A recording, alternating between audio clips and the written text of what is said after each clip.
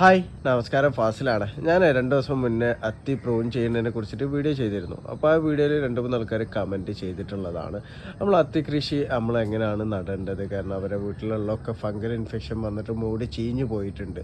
അപ്പോൾ അത്തി കൃഷി നമ്മൾ നടുമ്പോൾ ശ്രദ്ധിക്കേണ്ട കാര്യങ്ങൾ എന്തൊക്കെ എന്നതിനെ കുറിച്ചിട്ടൊക്കെ അപ്പോൾ ഞാൻ അതിനെക്കുറിച്ചിട്ടൊക്കെ ഡീറ്റെയിൽ ആയിട്ട് ലോങ് വീഡിയോ തന്നെ ഞാൻ ചെയ്തിട്ടുണ്ട് കേട്ടോ. 2-3 വീഡിയോ ഞാൻ ചെയ്തിട്ടുണ്ട്.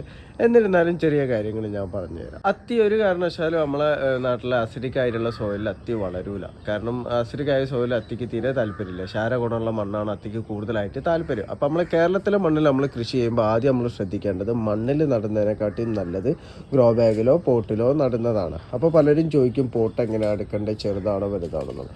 പോട്ട് നമുക്ക് ചെറിയ പോട്ട് എടുക്കാം. അതിൻ്റെ ആവശ്യത്തിനനുസരിച്ച് വെച്ചാൽ മേലെ വേരുകൾ വരുന്നതിനനുസരിച്ചിട്ട് നമ്മൾ പോട്ടോ ഗ്രോ ബാഗോ നമ്മൾ മാറ്റി കൊടുത്താൽ മതി. ആദ്യം ചെറുതിൽ നട്ട് കഴിഞ്ഞാലും പിന്നീട് വലുപ്പത്തിനനുസരിച്ചിട്ട് നമുക്ക് മാറ്റി കൊടുക്കാം. പിന്നെ അടുത്തതായിട്ട് നമ്മൾ ശ്രദ്ധിക്കേണ്ട കാര്യം എന്താ വെച്ചാൽ മഴ കൊള്ളരുത്.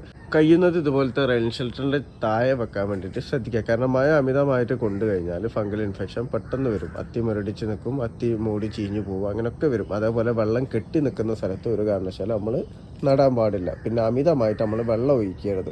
കാരണം മറ്റു പ്ലാന്റിന് ഒഴിക്കുന്ന പോലെ കൂടുതലായിട്ട് വെള്ളം ഒരു കാരണവശാലും ഒഴിക്കരുത്. മൂടി ചീഞ്ഞു പോകാൻ ചാൻസ് കൂടുതലാണ്. അടുത്തതായിട്ട് നമ്മൾ അത്തി നടുക എന്നുണ്ടെങ്കിൽ നല്ല വെയിൽ കിട്ടുന്ന സ്ഥലത്താണ് അത്തി നടേണ്ടത്. നമ്മൾ മാവ് പേരക്കൊക്കെ നടല്ലോ, അതേപോലെ നല്ല രീതിയിൽ വെയിൽ കിട്ടുന്ന സ്ഥലത്താണ് അത്തി നടേണ്ടത്. അത്തിക്ക് നല്ല രീതിയിൽ വെയിൽ കിട്ടണം. ഇനി പലരും ചോദിച്ചിട്ടുള്ളതാണ് അത്തിക്ക് പോട്ടി മിക്സ് എങ്ങനെയാണ് റെഡിയാക്കേണ്ടത്. അത്തിക്ക് നമ്മൾ സാധാ ഫുഡ് പ്ലാന്റിന് റെഡിയാക്കുന്ന പോലെ തന്നെ പോട്ടി മിക്സ് റെഡിയാക്കിയാൽ മതി. മണ്ണ് ആദ്യം ഒന്ന് ന്യൂട്രൽ ആക്കിയതിന് ശേഷം ചാണകപ്പൊടി, അതേപോലെ എല്ലുപൊടി, വേപ്പിൻ പിണ്ണാക്ക്, കടലപ്പിണ്ണാക്ക്, ഇത് 3 കൂടി പൊടിച്ചിട്ടുള്ള സൂപ്പർ മീൽ ആണെന്നുണ്ടെങ്കിൽ അങ്ങനെ വാങ്ങിയിട്ട് പോട്ടി മിക്സ് റെഡിയാക്കിയിട്ട് ചെടി നടാം. പിന്നീട് മറ്റു ചെടികൾക്ക് നമ്മൾ കൊടുക്കുന്ന പോലെ അമിതമായിട്ട് പുളിപ്പിച്ച വളങ്ങൾ അത്തിക്ക് കൊടുക്കേണ്ടതില്ല കേട്ടോ. അങ്ങനെ കൂടുതലായിട്ട് കൊടുത്തു കഴിഞ്ഞാൽ മൂടി ചീഞ്ഞു പോകാനും ചാൻസ് കൂടുതലാണ്.